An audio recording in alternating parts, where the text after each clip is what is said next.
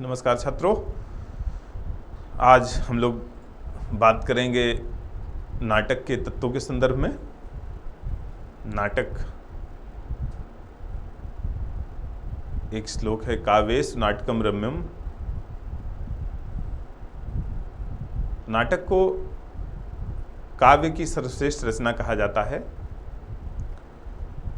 उसका कारण यह है कि जो अन्य माध्यम हैं, साहित्य के जो अन्य माध्यम हैं,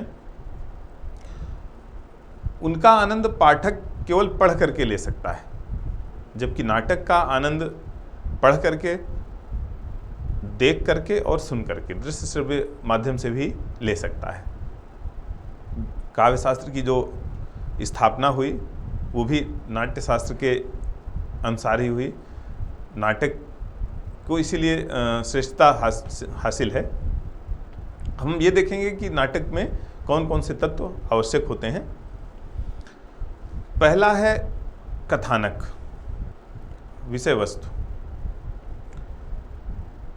विषय वस्तु जब रोचक होती है, पाठक के मन को पसंद होती है, तो पाठक बड़ा तन्मयतापूर्वक उसको पढ़ता है। अगर दृश्य श्रव्य है तो देखता सुनता है। जैसे हम लोग देखते हैं कि जयशंकर प्रसाद ने अपने नाटकों की जो विषय वस्तु है, जो कथानक है, उन्होंने भारतीय इतिहास के स्वर्णकाल कहे जाने वाले गुप्त युग से ली। उनका नाटक ध्रुव स्वामिनी,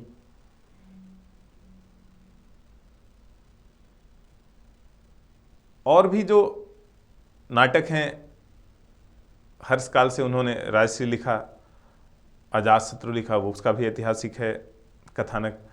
तो जो पात्र थे इतिहास के, जिनको हम लोग जिनकी वजह से हम लोग आज भारतवर्ष को एक आदर्श राष्ट्र, आदर्श देश मान के चलते हैं, तो उन्होंने कथानक लिया उस काल से। इसलिए जो है उनको जो सफलता मिली, निश्चित रूप से उसमें उनके द्वारा लिए गए कथानक का महत्वपूर्ण स्थान है। दूसरा तत्व है उसके पात्र। पात्रों में नायक, नायिका और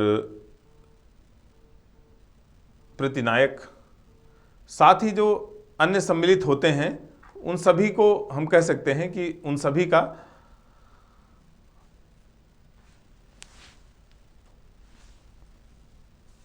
योगदान होता है किसी नाटक में। तो पात्रों की भी बड़ी महत्वपूर्ण भूमिका होती है। पात्र भी, अगर कथानक के बाद सबसे महत्वपूर्ण तत्व देखें तो वो पात्र होते हैं।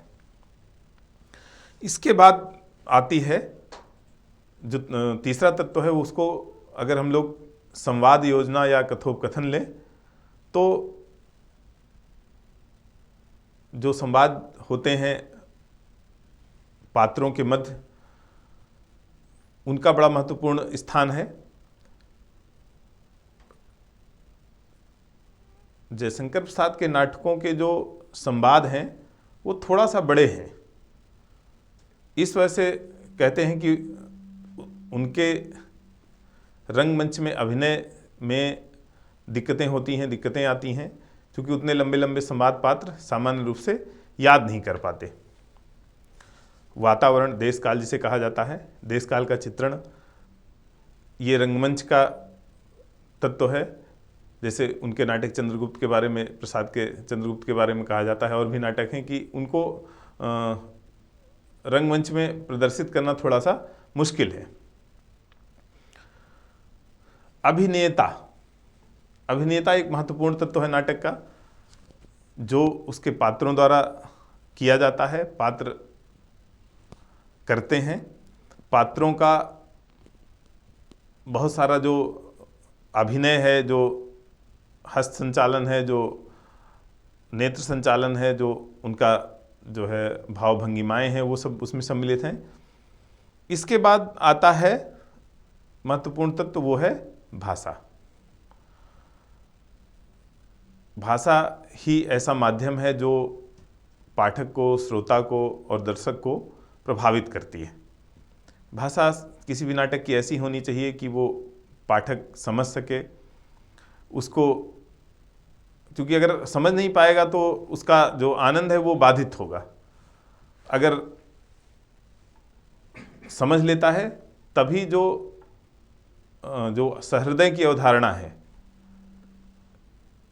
जो साधारणीकरण है, जो पात्र की भावनाएं दर्शक में, श्रोता में, पाठक में स्थानांतरित होती हैं, तो अगर भाषा कठिन है या भाषा अबूझ है तो वो उस हिसाब से नहीं हो पाएंगी।